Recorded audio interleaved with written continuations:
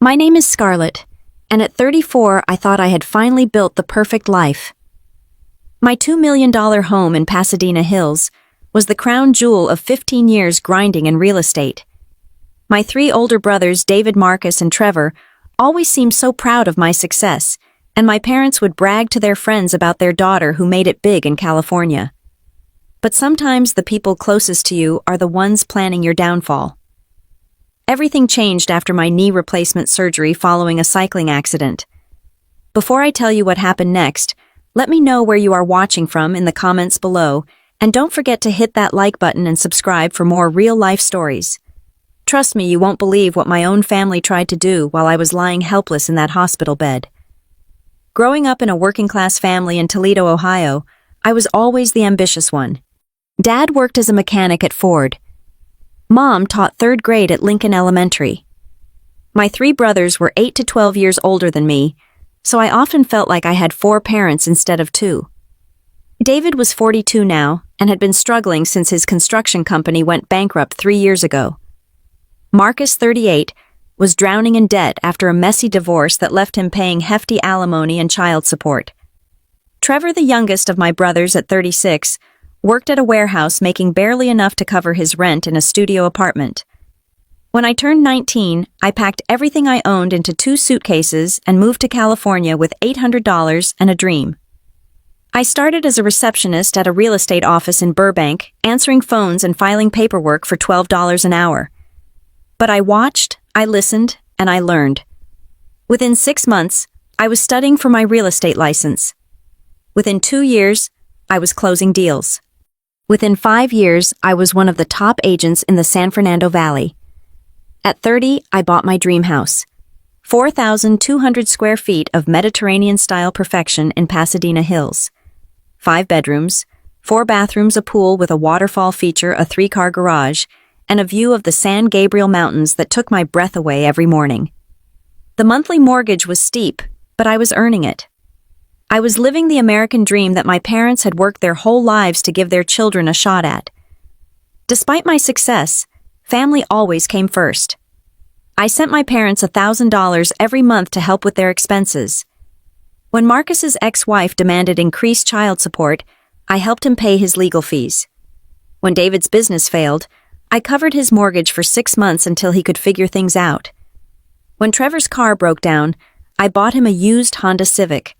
I never thought twice about it. Family takes care of family, right? That Sunday morning in Griffith Park changed everything. I was 23 miles into my usual 30-mile route when a jogger with headphones on stepped directly into my path. I swerved hard to avoid him, lost control, and went down hard on a jagged rock formation. The pain in my left knee was unlike anything I had ever experienced. The paramedics said I was lucky. It could have been my head instead of my kneecap. At Cedars-Sinai, Dr. Rodriguez explained that I had shattered my patella completely. The x-rays looked like someone had dropped a dinner plate on concrete. A total knee replacement was the only option if I ever wanted to walk normally again. The surgery would take 4 to 5 hours, followed by 6 to 8 weeks of recovery. I would need help with everything: cooking, cleaning, getting dressed, even basic hygiene. For someone who had been fiercely independent since I was 19, the prospect was terrifying. The morning of surgery, my entire family flew in from Ohio. Mom and Dad looked older than I remembered, worry lines etched deeper around their eyes as they sat in the waiting room. David paced constantly, checking his phone every few minutes. Marcus brought flowers and a card signed by his kids. Trevor seemed unusually quiet, but I attributed it to concern for his little sister. The anesthesiologist explained that I would be heavily sedated for the first few days to manage the pain. What he didn't mention was how the combination of opioid painkillers and general grogginess would leave me drifting in and out of consciousness for hours at a time. I would wake up for 20 or 30 minutes, barely able to focus, then sink back into medicated oblivion. Dr. Rodriguez said the surgery went perfectly. The artificial joint was in place, but my body needed time to accept it. Physical therapy wouldn't start for another week, and even then progress would be slow. I couldn't put any weight on my left leg for at least 3 weeks. A wheelchair and bedpan became my reality. My family took turns staying with me around the clock. During my brief periods of wakefulness, they seemed attentive and caring. David would adjust my pillows and ask if I needed anything. Marcus brought me ice chips and helped me sip water through a straw. Trevor read me articles from real estate magazines, though I could barely follow the words. But something felt off. When they thought I was sleeping, their conversations would shift. David asked a lot of questions about my finances. How much was the house worth now? Did I have a will? What about power of attorney documents? Marcus seemed particularly interested in where I kept important papers. Did I have a safe? Was everything in my home office? Trevor kept bringing up long-term care options. What if recovery took longer than expected? What if I needed help for months instead of weeks? During my second week of recovery, I started noticing the whispered conversations that stopped abruptly when I stirred. The way they would cluster together in the corner of the room, speaking in hushed tones. The nervous glances they exchanged when they thought I wasn't looking. My pain medication was being adjusted, and I was having longer periods of clarity. With that clarity came a growing sense of unease. Dr. Rodriguez delivered news that made my stomach sink. My recovery was progressing slower than hoped. The inflammation around the joint was more severe than expected, and my range of motion was limited. Instead of 6 to 8 weeks, I was looking at 3 to 4 months before I could walk normally again. Maybe longer. The news hit my family differently than I expected. Instead of disappointment or sympathy, I caught something else in their expressions. Something that looked almost like relief. That night, as I lay in my hospital bed, fighting waves of nausea from the pain medication, I heard my mother whisper to my father in the hallway outside my room. Her words were barely audible, but they chilled me to the bone. She said something about difficult decisions and doing what was best for everyone involved. When I asked her about it the next morning, she just smiled and said, "I must have been dreaming." But I knew I hadn't been dreaming. Something was happening, something that involved me but was being planned without me. My own family was plotting something while I lay helpless and dependent on their care. The realization made me feel sicker than any amount of surgical pain ever could. On my 12th night in the hospital, chronic pain jolted me awake at 2 a.m. The nurse had given me my scheduled dose of medication an hour earlier, but the throbbing in my knee felt like someone was driving nails into the joint. I reached for the call button, then stopped. Voices were coming from the family lounge down the hall. My parents and all 3 of my brothers were having what sounded like an intense discussion. I should have called for the nurse. I should have tried to go back to sleep. Instead, I quietly maneuvered my wheelchair to the doorway and positioned myself where I could hear every word. What I heard next destroyed everything I thought I knew about the people who were supposed to love me most. David was speaking in the confident tone he used when he was trying to convince someone of something. "Look, we all know Scarlett won't be the same after this. The doctor said there could be complications, maybe even permanent disability. She's been independent her whole life, but now she can't even go to the bathroom by herself. How is she going to manage a house that size?" Marcus jumped in immediately. "She can't handle a property that big anymore. It's irresponsible to let her struggle alone. Plus, the maintenance costs are enormous. Property taxes alone are over $20,000 a year. She's been supporting all of us for years anyway. It's time we took care of her for once." Trevor, who I had always considered the gentlest of my brothers, added his voice to the conspiracy. "The house is too much responsibility. She'll be much happier somewhere with professional care available 24 hours a day. We'd be doing her a favor." My mother's voice was hesitant, uncertain. "But it's her house. She worked so hard for it. She loves that place. How can we just take it away from her?" The question gave me a brief flash of hope that someone in my family still had a conscience. That hope died when my father responded. "Sometimes we have to make tough decisions for people we love, Helen. Scarlett isn't thinking clearly right now. She's on heavy medications, she's in pain, and she can't see the big picture. We can see what she needs better than she can." David took control of the conversation again. "I already talked to a lawyer named Johnson. He specializes in cases where family members need to step in to protect someone who can't protect themselves anymore. We can get guardianship and power of attorney. Once we have legal control, we can sell the house and make sure the money is used for her care." The casual way he discussed stealing my life made my blood run cold. Marcus chimed in with details that proved this wasn't a spur-of-the-moment conversation. I already talked to a real estate agent in her neighborhood. Houses are selling fast in that area. We could easily get 2.2 million, maybe even 2.3 if we stage it right. Trevor added his own research to the pile of betrayal. I looked into several long-term care facilities. There's a place called Golden Years Manor about 30 minutes from here. It's really nice, and it only costs $4,500 a month. She'd have her own room, professional nursing staff activities, everything she needs. My father started talking numbers like I was a commodity to be managed, rather than a human being with rights and feelings. If we sell for 2.2 million and subtract realtor fees and closing costs, we're looking at about 2 million net.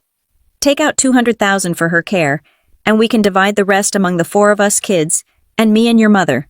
That's about 300,000 each. The greed in his voice was unmistakable. My mother raised one more weak objection. Are we sure this is legal? What if she fights us? My father dismissed her concerns immediately. She can't fight us if she doesn't have legal capacity. Johnson says, as long as we can show she's not mentally competent to make her own decisions, the court will approve everything. David wrapped up the discussion with the kind of cold calculation that made me want to vomit. She always said family comes first. Well, now family is taking care of business. We've all sacrificed enough for her success. It's time for some of that success to come back to the people who supported her. I sat in that wheelchair in the darkness listening to my entire family plan to steal my life away from me. The physical pain in my knee was nothing compared to the agony of realizing that the people I loved most in the world saw me as nothing more than a source of money to be exploited. They weren't concerned about my care or my happiness.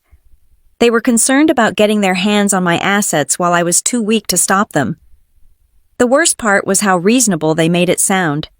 How they convinced themselves they were doing me a favor by taking everything I had worked for and locking me away in some care facility.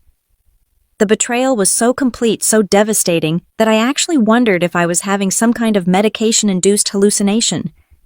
But their voices were too clear, their planning too detailed, their greed too obvious for any of it to be a dream. I wheeled myself back to my room as quietly as possible, and spent the rest of the night staring at the ceiling. By the time the sun came up, I had made 2 decisions. First, I was going to pretend I had heard nothing and continue to act like the helpless victim they believed me to be. Second, I was going to gather evidence and make them pay for every single word they had spoken in that lounge. The next morning, I began the most difficult performance of my life.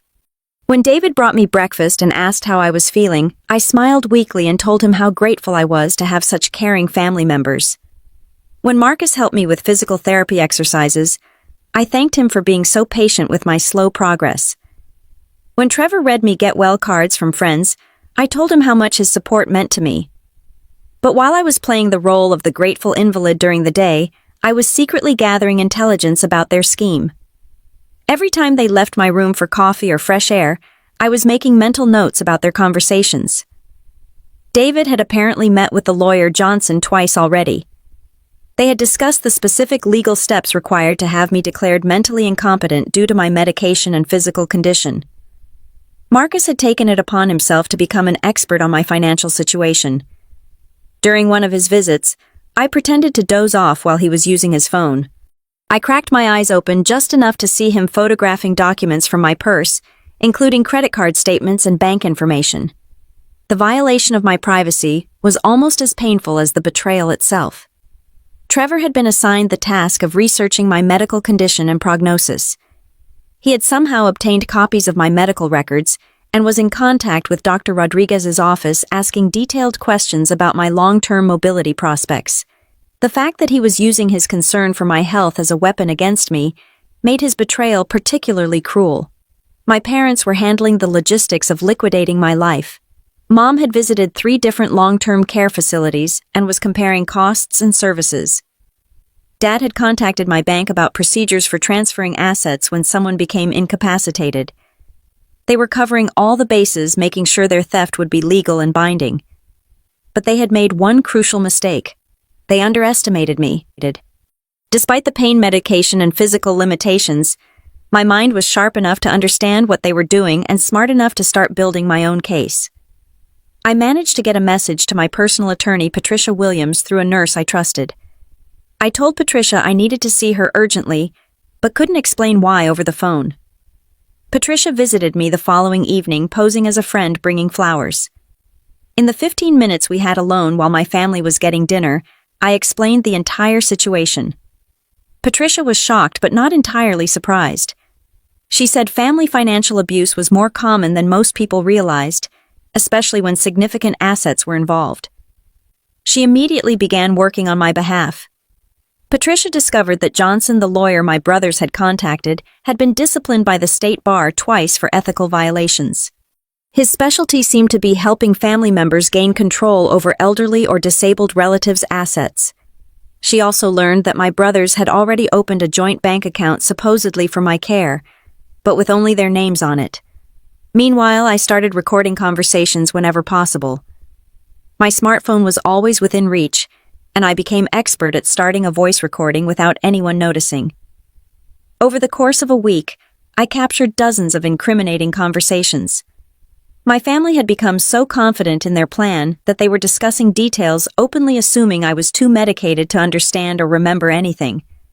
The most damning recording came when I pretended to be asleep during one of their evening strategy sessions. David was explaining to Marcus how they would present me as mentally incompetent. They would tell the court that the pain medication had affected my cognitive abilities and that I was making irrational decisions. They had already prepared examples of supposedly erratic behavior to present as evidence. Marcus added that they had documentation showing I was financially irresponsible because I had been giving them money for years. They would argue that my generosity was actually evidence of poor judgment and that I needed protection from myself. The cruel irony of using my love for them as proof that I was incompetent was breathtaking in its cynicism. Trevor revealed that he had gambling debts totaling $85,000. He owed money to people who had made it clear that non-payment would result in broken bones or worse. His share of my house sale would solve his problems and probably save his life. For the first time, I understood that this wasn't just about greed. For Trevor, it was about survival. That didn't make the betrayal any less painful, but it helped explain the desperation I had sensed in him. Marcus confessed that his ex-wife was threatening to take him back to court for increased child support. She had hired a new lawyer who was demanding financial records going back 5 years. If Marcus couldn't come up with a substantial lump sum to negotiate a settlement, he was facing possible jail time for contempt of court. My house was his get-out-of-jail-free card. Literally. Even David, who I had thought was the ringleader, had his own financial pressures. His construction company hadn't just failed, it had left him personally liable for over $200,000 in debt. Creditors were threatening to seize his own home, and bankruptcy was looking like his only option. Unless he could access my assets to pay his obligations. By the end of my 3rd week in the hospital, I had a complete picture of their conspiracy. I also had hours of recorded evidence photographs Patricia had taken of their fake legal documents and a detailed timeline of their activities. Most importantly, I had a plan for revenge that would teach them the most expensive lesson of their lives. The 4th week of my hospital stay brought the final phase of their scheme into motion. David arrived on Monday morning with a briefcase full of legal documents. He explained that they were just precautionary measures to protect my interests while I recovered. The papers included power of attorney forms, asset transfer agreements, and guardianship petitions. He used his most caring brotherly voice as he spread the documents across my bed table. "Scarlett, we know this is overwhelming, but we need to make sure you're protected if something happens. These papers just give us the legal authority to handle your finances and medical decisions while you get better. It's temporary, just until you're back on your feet." The papers looked official and legitimate, complete with legal letterhead and notary seals. But Patricia had already explained to me how to identify the fraudulent elements. The power of attorney was unnecessarily broad, giving them control over assets far beyond what any reasonable protection would require. The guardianship petition included false statements about my mental capacity and prognosis. I played my role perfectly. With a shaking hand, I signed each document where David indicated thanking him repeatedly for taking such good care of me. What David didn't realize was that Patricia had provided me with substitute signature pages that made the documents legally worthless. While he thought he was getting my authorization to steal my life, I was actually signing blank pieces of paper. Marcus arrived that afternoon with more paperwork. This batch included a preliminary listing agreement with a real estate agent and authorization for them to clean out my house and put my belongings in storage. He explained that they were just getting everything ready in case I needed to move to a care facility temporarily. The speed with which they were moving proved they had no intention of waiting to see how my recovery progressed. Trevor brought the final insult brochures and admission paperwork for Golden Years Manor. He had already scheduled a tour and put down a deposit to hold a room. The facility looked nice in the glossy brochures, but it was essentially a prison where they could warehouse me while they spent my money. The monthly cost was $4,500, which would eat up my assets in less than 40 years, even if they only stole half of what I owned. That evening I was alone in my room when my entire family gathered for what they clearly thought was a celebration. They had brought a bottle of champagne and plastic cups, thinking I was too sedated to notice or remember. David made a toast to family taking care of family. Marcus raised his cup to new beginnings for everyone. Trevor thanked me for being so understanding about the difficult decisions they had to make. My mother was the only one who seemed uncomfortable with the festivities. She kept looking at me with an expression that might have been guilt or regret. When she thought no one was listening, she whispered to my father that maybe they were moving too fast. Maybe I would recover better than the doctors expected. Maybe they should wait and see. My father shut down her concerns immediately. "Helen, we've been over this. The doctors said her recovery could take months or even years. We can't put our own lives on hold indefinitely. This is what's best for everyone, including Scarlett. She'll be happier not having to worry about bills and maintenance and all the responsibilities that come with a big house." David added his own justification for their theft. "She's been the golden child for too long anyway. Everything always came easy for her. College, career, that house, all of it. The rest of us have been struggling while she lived like a queen. Now it's time for the family to share in some of that success." Marcus couldn't resist adding his own resentment to the pile. "Do you know what it's like watching your little sister buy a $2 million house while you're getting evicted from a studio apartment? She never once offered to help us buy homes of our own. Just handed out charity money like we were her pet projects. This levels the playing field." Trevor was more direct about his motivations. "I need this money and I need it now. I'm sorry she's hurt, but I didn't break her leg. This is just unfortunate timing that happens to work out for all of us. She'll be fine in that care place. Better than fine. She'll have people waiting on her hand and foot." As I listened to them justify stealing everything I had worked for, I realized that their betrayal went much deeper than I had initially understood. They didn't just want my money. They resented my success and wanted to punish me for achieving things they couldn't achieve themselves. This wasn't about providing for my care. This was about bringing me down to their level. The final piece of evidence I needed came when Marcus pulled out his phone and started showing pictures of houses he was planning to buy with his share of the proceeds. David discussed paying off his debts and maybe starting a new business. Trevor talked about taking a vacation to Las Vegas once his gambling debts were settled. None of them mentioned my ongoing care or well-being beyond the bare minimum required to keep me warehoused and sedated. They had planned my entire future without consulting me, and that future looked like a slow death in a care facility while they lived off the fruits of my labor. The casual cruelty of it took my breath away. These weren't desperate people making a tragic mistake. These were predators who had identified an opportunity and were taking full advantage of someone they perceived as helpless. But I wasn't helpless. I was angry and I was armed with evidence of their conspiracy. Tomorrow they were going to learn that stealing from Scarlett Williams was the biggest mistake of their lives. The next morning brought the beginning of the end for my family's criminal conspiracy. I had spent the previous evening coordinating with Patricia Williams to set the legal wheels in motion. She had already contacted the district attorney's office about the fraud and filed papers to freeze any accounts my brothers had opened using my information. At 9 a.m., I did something that shocked everyone in my hospital room. I stood up. Not with assistance, not with a walker, but under my own power, using only a single crutch for balance. The look of terror on David's face was worth every moment of pain I had endured over the past month. My recovery had actually progressed much faster than anyone expected, including my doctors. I had been doing physical therapy exercises in secret during the night shifts, pushing my body harder than the official therapy sessions allowed. The pain was excruciating, but my rage had provided motivation that no medical protocol could match. David was the first to find his voice. "Scarlett, you shouldn't be standing yet. The doctor said at least another month before you could bear weight on that leg. You could re-injure yourself. Sit back down before you fall." I looked him directly in the eyes and smiled. "Funny thing about doctors, David. I got a second opinion yesterday from an orthopedic specialist Patricia Williams recommended. Turns out I'm healing much faster than Dr. Rodriguez initially predicted.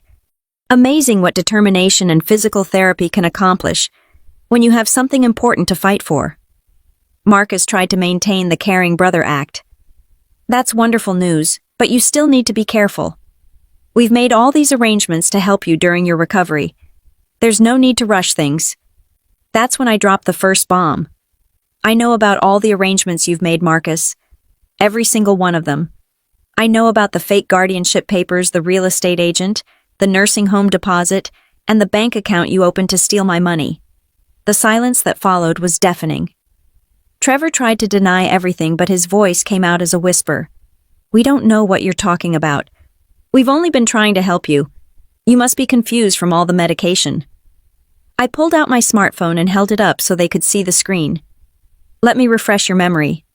Then I played back the recording of their conversation from 3 nights earlier, the one where they discussed dividing up $2 million after selling my house and locking me away. The sound of their own voices plotting my destruction hit them like physical blows.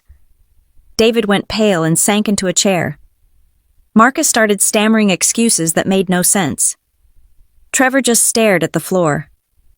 My parents looked like they wanted to disappear into the wallpaper. But I wasn't finished. I also know that David has been meeting with a disbarred lawyer named Johnson who specializes in helping families steal from disabled relatives. I know that Marcus has been photographing my financial documents and bank statements. I know that Trevor owes $85,000 to loan sharks and needs his share of my house to avoid getting his legs broken. The accuracy of my information left them speechless. Then I delivered the knockout punch. And I know all of this because I've been recording every conversation you've had for the past 2 weeks. I have hours of audio evidence of you planning to commit fraud, elder abuse, and theft. All of it is already in the hands of my attorney and the district attorney's office. David made one last desperate attempt to control the situation. "You're not thinking clearly. The stress and medication are making you paranoid. We're your family. We would never hurt you. Everything we've done has been to protect you." That's when Patricia Williams walked into the room, followed by 2 detectives from the LAPD Financial Crimes Unit. Patricia introduced herself as my attorney and explained that she had been investigating their activities for over a week. Detective Rodriguez, no relation to my surgeon, read David his rights and placed him under arrest for conspiracy to commit fraud and attempted financial elder abuse. Marcus tried to run, which was both pathetic and pointless in a hospital room with only one exit. Detective Martinez tackled him gently but firmly and placed him in handcuffs. Trevor didn't resist. He just sat there crying and repeating, "I'm sorry," over and over again. The charges were serious and numerous. David faced conspiracy to commit fraud, attempted theft of property over $50,000, and financial elder abuse. Marcus was charged with identity theft, fraud, and conspiracy. Trevor was charged as an accessory to fraud, but might avoid jail time if he cooperated with prosecutors. But the legal consequences were just the beginning. Patricia had also filed civil lawsuits against all 3 of my brothers seeking damages for emotional distress attorney fees and punitive damages. The civil cases would proceed regardless of the criminal outcomes, and I intended to pursue them to the fullest extent possible. My parents begged me not to press charges against their sons. They claimed they had been reluctantly going along with a plan they didn't really understand. But I had recordings of them researching nursing homes and discussing how to divide up my assets. They were willing participants in the conspiracy, even if they weren't the architects. I looked at my mother and father, these people who had raised me, and whom I had loved unconditionally, and told them something I never thought I would say. You are not welcome in my house anymore. You are not welcome in my life. You chose money over your daughter, and now you can live with that choice. The devastation on their faces was complete. My mother collapsed into a chair, sobbing uncontrollably.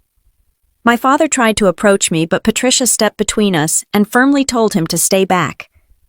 The family that had raised me was gone, destroyed by their own greed and betrayal. Over the following weeks, the legal system moved with surprising efficiency. David was sentenced to 18 months in prison, followed by 3 years of probation. He was also ordered to pay $50,000 in restitution to cover my legal fees and emotional damages. Marcus received 12 months in jail and 5 years probation, plus $30,000 in restitution. Trevor got 200 hours of community service and 2 years probation because he had cooperated fully with the investigation. The civil lawsuits resulted in additional financial penalties. David lost his house when he couldn't make payments while dealing with legal fees.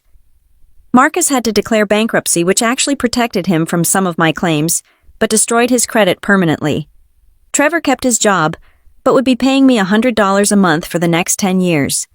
My parents were not criminally charged, but I obtained restraining orders preventing them from contacting me or coming near my property. They flew back to Ohio in shame, their relationship with their only daughter destroyed forever by their participation in their son's scheme. The fake lawyer Johnson lost his license permanently and faced his own criminal charges. The real estate agent who had conspired with Marcus was fined by the state licensing board and nearly lost her own license.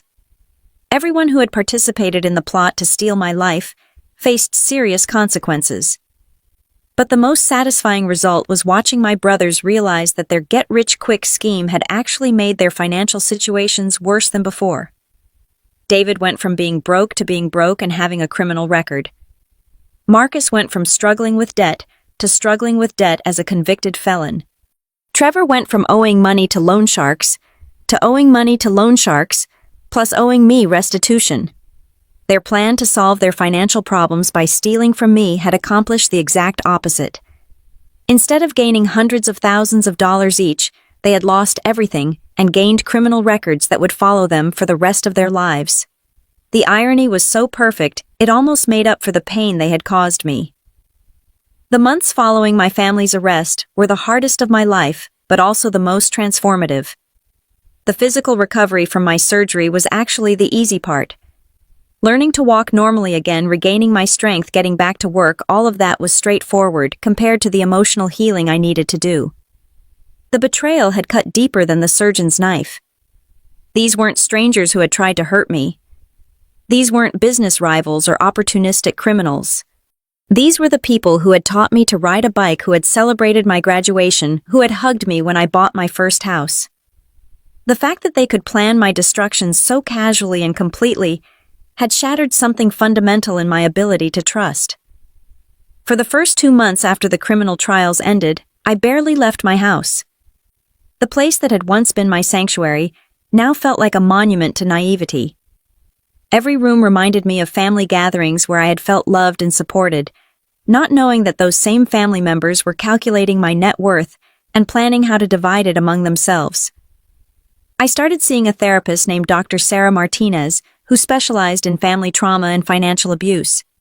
She helped me understand that what my family had done to me was more common than most people realized.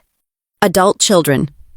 Stealing from elderly parents, siblings, exploiting disabled relatives, families conspiring to gain control of successful members' assets.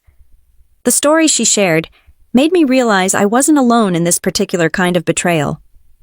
Dr. Martinez helped me work through the complex emotions I was feeling. The grief for the family relationships that were now permanently destroyed. The anger at being treated like a commodity rather than a human being. The fear that I would never be able to trust anyone completely again. The guilt over wondering if my success had somehow caused their resentment and greed. Slowly I began to rebuild my life on my own terms.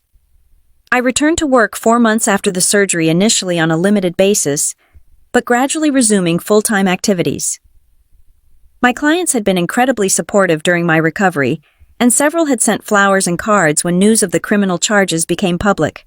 The real estate community in Los Angeles can be cutthroat, but they also protect their own when someone is victimized. Within 6 months, I had decided to make a major career change. Instead of working for a large real estate firm where I was just another agent, I started my own company. Scarlett Williams Realty opened with 3 agents and a focus on helping single women achieve home ownership. I wanted to use my experience and success to help other women build the kind of financial independence that could protect them from the predators in their own lives. The business grew rapidly. Within 2 years, I had 15 agents working for me and had helped over 200 women buy their first homes. Many of my clients were divorcing wives who needed to establish new lives after discovering their husbands' betrayals. Others were young professionals who wanted to build wealth instead of just paying rent. All of them understood the importance of financial independence in ways that my family never had. I also became an advocate for victims of family financial abuse. I testified before the state legislature about the need for stronger laws protecting disabled and elderly people from exploitation by relatives. I wrote articles for real estate publications about recognizing the warning signs of financial abuse and protecting assets from family predators. The advocacy work led to speaking engagements and consulting opportunities. I helped other attorneys identify cases of family financial fraud and testified as an expert witness in several high-profile cases. The pain my brothers had caused me became the foundation for helping other people avoid similar victimization. 2 years after the criminal trials, Trevor reached out to me through Patricia Williams. He had completed his community service and was halfway through his probation period. More importantly, he had gotten help for his gambling addiction and was working with a therapist to address the underlying issues that had led to his participation in the conspiracy. His letter was heartfelt and detailed. He acknowledged that what they had done was inexcusable and that my forgiveness was neither expected nor required. He explained how the gambling addiction had consumed his judgment and made him desperate enough to betray the sister who had always been there for him. He described the therapy and 12-step program that had helped him understand the magnitude of his betrayal. Most importantly, Trevor didn't ask for anything. He didn't want money, didn't want to be welcomed back into my life, didn't want me to drop the restitution payments. He just wanted me to know that he understood what he had done and was committed to becoming someone worthy of eventual forgiveness, even if that forgiveness never came. After extensive discussion with doctors, Martinez and I agreed to meet with Trevor for one supervised conversation. We met at Patricia's office with both our attorneys present. Trevor looked older and thinner than I remembered, but also somehow more genuine than he had in years. The desperation and shifty-eyed anxiety I remembered from the hospital were gone. He told me about losing his job when the criminal charges became public, then finding work at a nonprofit organization that helped people with gambling addictions. He was making less money than before, but he was also debt-free for the first time in 10 years, thanks to the bankruptcy that followed his criminal conviction. He was attending Gamblers Anonymous meetings 3 times a week and had a sponsor who helped him work through the steps of recovery. Most importantly, Trevor had learned to see his addiction as an explanation for his behavior, but not an excuse for it. He understood that millions of people struggled with gambling problems without betraying their families. He knew that his desperation didn't justify his participation in the conspiracy to steal my life. I told him that forgiveness would be a long process and that rebuilding trust might be impossible. But I also acknowledged that he was the only member of my family who had shown genuine remorse and taken concrete steps to address his problems. David and Marcus had both blamed their actions on me, claiming that my success had somehow forced them to commit crimes. My parents continued to insist they had been trying to help me. Trevor was different. He owned his mistakes completely and was working to become a better person without expecting any reward for his efforts. That didn't erase what he had done, but it created the possibility that someday we might have some kind of relationship again.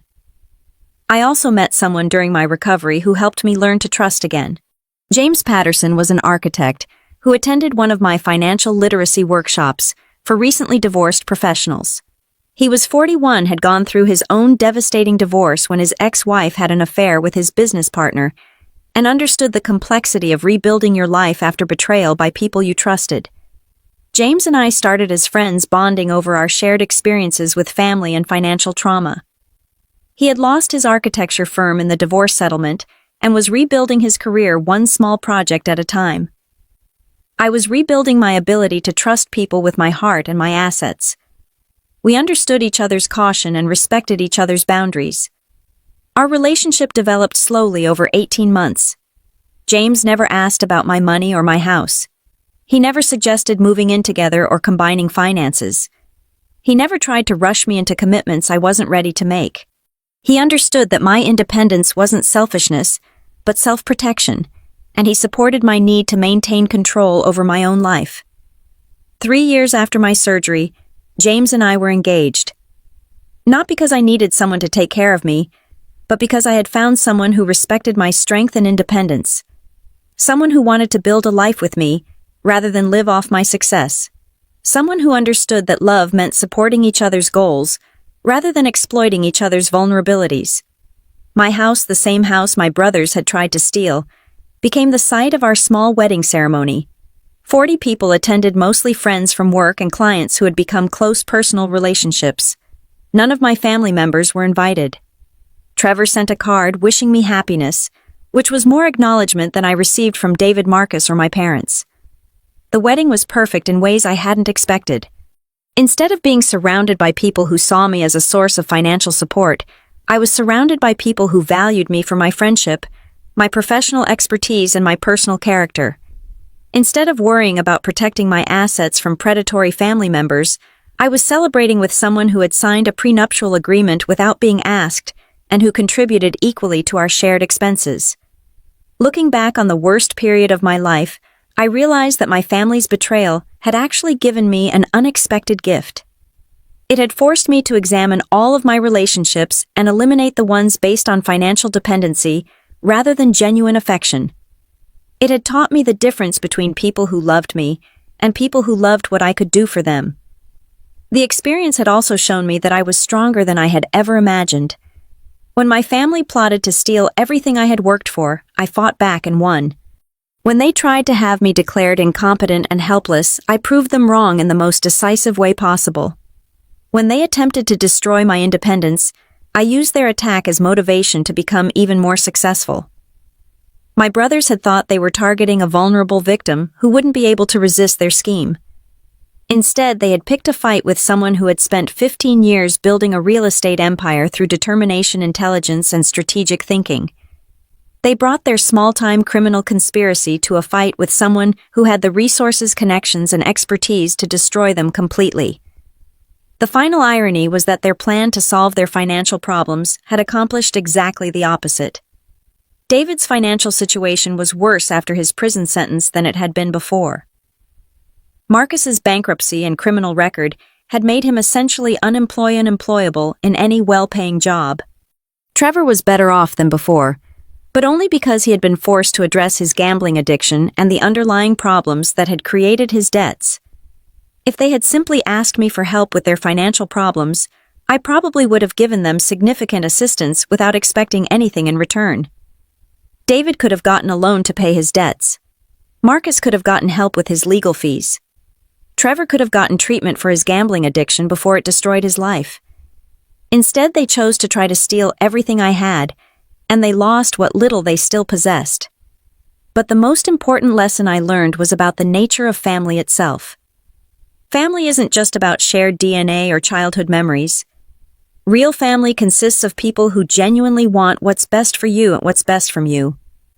Real family supports your success instead of resenting it.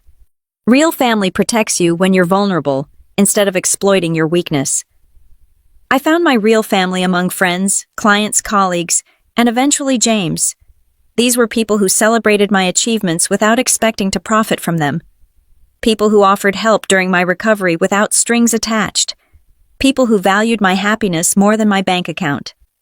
Today, 5 years after my surgery, I can honestly say that my life is better than it was before my family's betrayal. My marriage is built on mutual respect and genuine partnership. My business is thriving and helping other women achieve financial independence. My advocacy work is making a real difference in protecting vulnerable people from family financial abuse. I still think about my parents and brothers sometimes, usually when I'm helping a client who is dealing with similar family dynamics. I don't hate them anymore, which Dr. Martinez says is a sign of healthy healing. But I don't miss them either. The people they turned out to be were not the people I thought I had grown up loving. Sometimes people ask me if I regret cutting my family out of my life so completely. The answer is always no. They made their choice when they decided to steal my house and lock me away in a nursing home. I made my choice when I decided to fight back and protect myself. They chose money over family.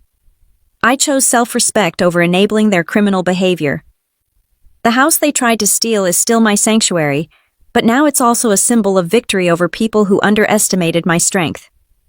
Every morning when I look out at the San Gabriel Mountains from my bedroom window, I remember that I fought for this view and won.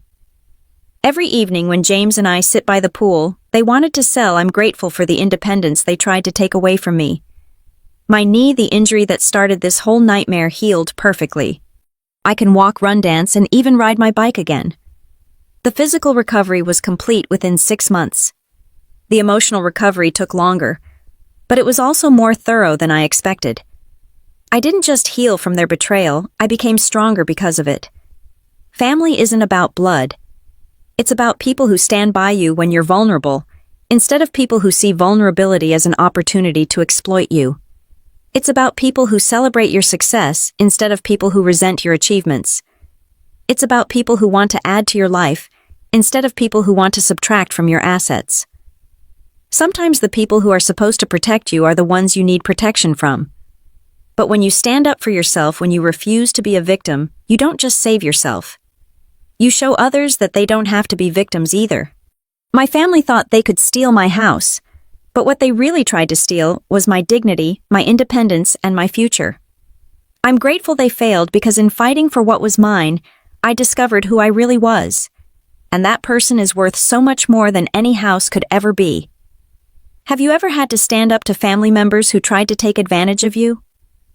How did you find the strength to protect yourself when the people closest to you became your biggest threat? Share your thoughts in the comments below, and don't forget to like this video if my story resonated with you. Subscribe for more real-life stories about overcoming betrayal and building the life you deserve, and please share this with anyone who might be facing similar challenges with their own family. Thank you for listening to my story, and remember that your strength is always greater than other people's greed. Sometimes the hardest battles are the ones that teach us who we really are, and sometimes the people we lose weren't worth keeping anyway. Stay strong, stay independent, and never let anyone convince you that you're too weak to fight for what's yours.